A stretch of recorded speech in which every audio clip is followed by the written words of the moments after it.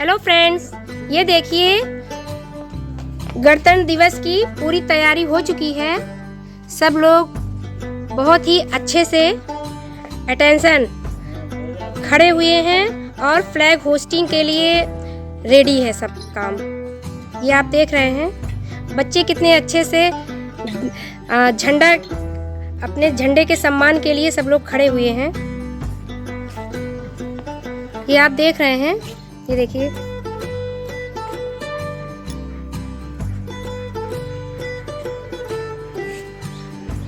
और हमारे यहाँ के सम्मानीय लोग ये आके यहाँ पे उपस्थित हैं सभी लोग। ये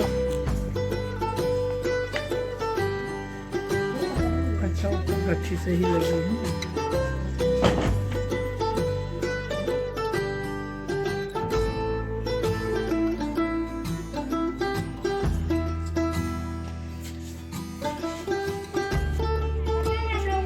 यही आज हम लोग मना रहे हैं।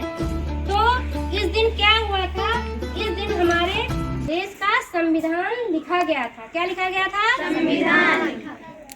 अभी संविधान भी समझ में नहीं आएगा, बस इतना ही जान लीजिए। कुछ जैसे हम लोग घर चलाने के लिए कुछ नियम बनाए रखते हैं, पापा मम्मी बोलते हैं ना कि ऐसा नहीं करना, ये काम गलत है।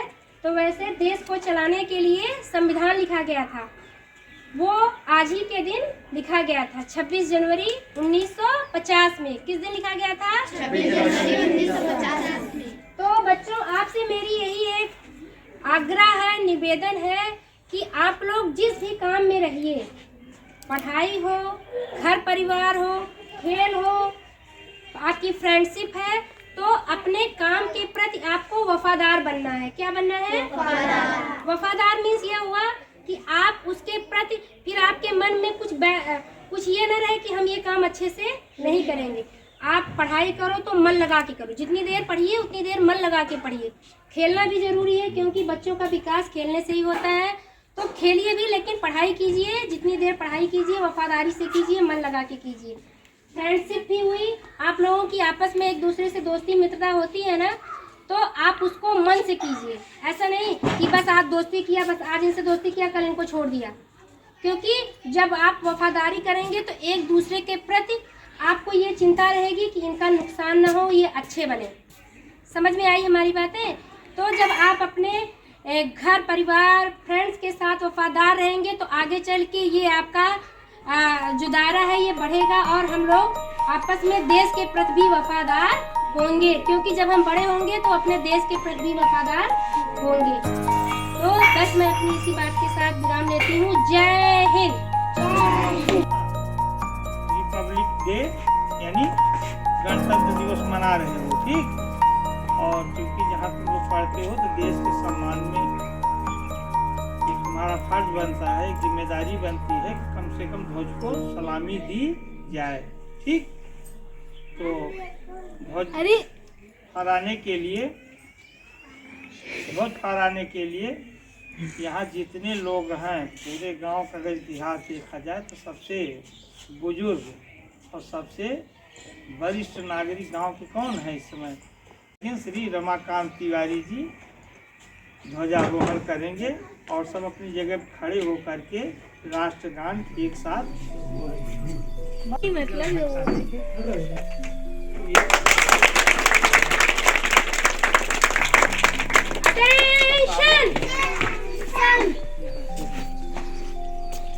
झंडे को सलामी दो। जय हिंद, जय हिंद, जय Hind. Attention, national anthem. Jana Gana मन अधिनायक जय हे, भारत भाग्य विधाता। पंजाब सिंध गुजरात मराठा द्राविड़ उत्कल बंग, विंध्य हिमाचल यमुना गंगा, उच्छल जलधि तरंग। तव शुभ नामे जागे, तव शुभ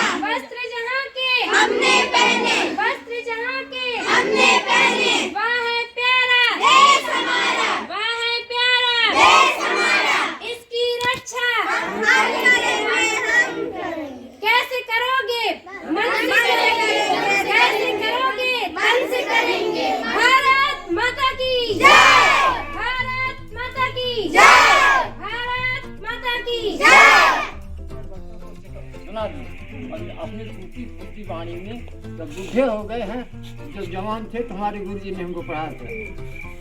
India has produce many heroes but I like नेता Subhash Chandra Bose. Subhash Chandra Bose has great desire to free India from the British rule but fortune defeated him. He can not succeed. Is there any other example of greater sacrifice in the history of our nation? Sir Subhash Chandra Bose. Subhash Chandra Bose, your name will be written golden letters of our history.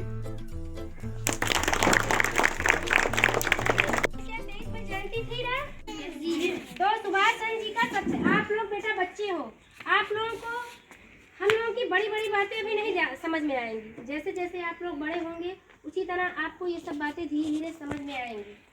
तो बस इतना जानिए कि सुभाष चंद्र बोस जी जो थे वो हमारे बहुत ही बोल्ड नेता थे, बहुत ही बहादुर नेता थे। समझ में आया?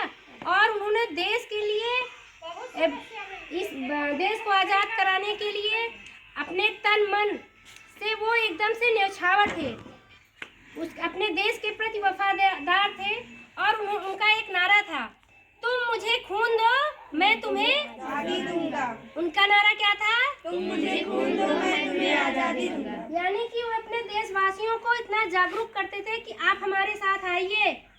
खून देने का मतलब ये है कि आप हमारे साथ जब रहेंगे तभी तो हम आगे बढ़ेंगे। अगर हम लोग आपस में साथ नहीं रहेंगे तो देश का कुछ भी नहीं हो सकता। यूनिटी सबसे ज़्यादा ज़रूरी है। इसीलिए बोला जाता है कि आपस में प्रेम रखना चाहिए, किसी से लड़ाई दुश्मनी भेदभाव ये सब नहीं करना चाहिए।